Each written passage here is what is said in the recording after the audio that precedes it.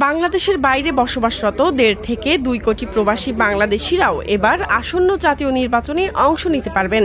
প্রথমবারের মতো ডাকযোগে বা পোস্টাল ব্যালটের মাধ্যমে ভোট দেওয়ার সুযোগ পাচ্ছেন তারা। ভোট দিতে প্রবাসীদের উৎসাহিত করতে লন্ডনে মাঠে নেমেছে পলিসি ফর গুড গভর্নেন্স নামের একটি সংগঠন।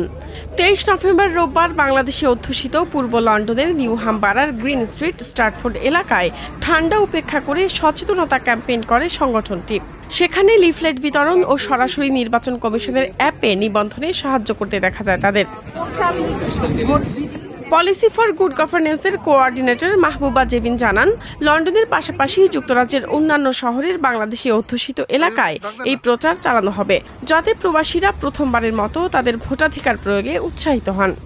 প্রবাসী যারা বাংলাদেশি আছেন, আমরা আসলে এসে দাঁড়িয়েছি বাংলাদেশি অধ্যুষিত বিভিন্ন এলাকায় আমরা যাচ্ছি এবং বাংলাদেশি যারা আছেন প্রবাসী তাদেরকে উদ্বুদ্ধ করছি তারা যেন পোস্টাল ব্যালটের মাধ্যমে বাংলাদেশে তাদের ভোট প্রদান করেন।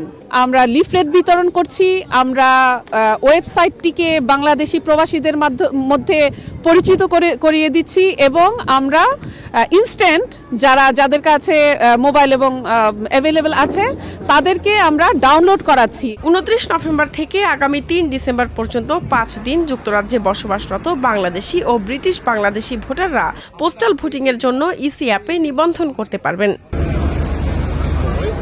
এজন্য প্রথমে স্মার্টফোনে নির্বাচন কমিশনের নাগরিক অ্যাপ ডাউনলোড করতে হবে। তাতে এনআইডির তথ্য, পাসপোর্ট নম্বর এবং যুক্তরাজ্যের ঠিকানা যুক্ত করতে হবে।